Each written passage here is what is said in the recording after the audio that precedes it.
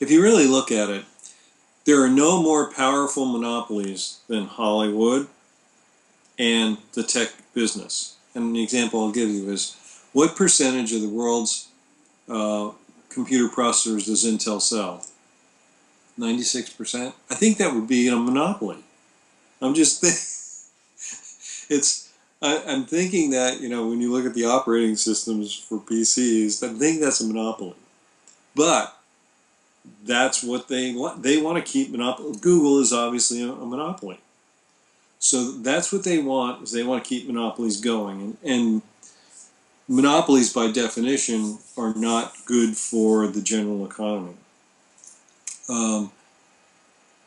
You know, they're not even good for business, actually, because if you look at it, when they broke up Standard Oil of Ohio into New Jersey and all the other 44 of them that it became, they actually made more money than they did as a unified entity.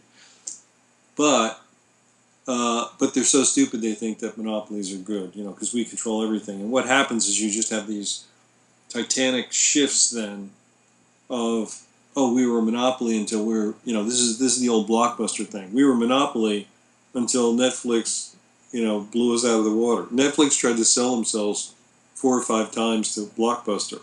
And then suddenly, Blockbuster was out of business. So that's what happens to kind of monopolies eventually. But the reason I say it is because, so they get a comfort in Hollywood and a comfort in Silicon Valley that we'll be able to maintain our monopolies if we put Hillary into the White House. That's what they think. Obviously they know Bernie's not going to go for that. He doesn't think that's a good idea. No, he's the one screaming to break up the banks. Yeah. I mean, why would...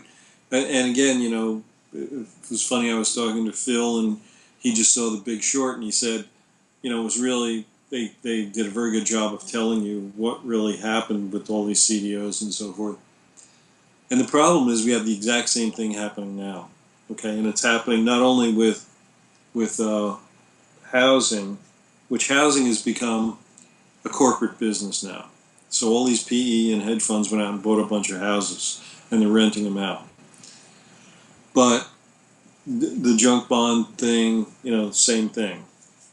So you have 5 banks that control 66% of the assets in the entire banking world. That's a recipe for collusion right there. It's a collusion, ineptitude. Again, see, it's not really good for business at that.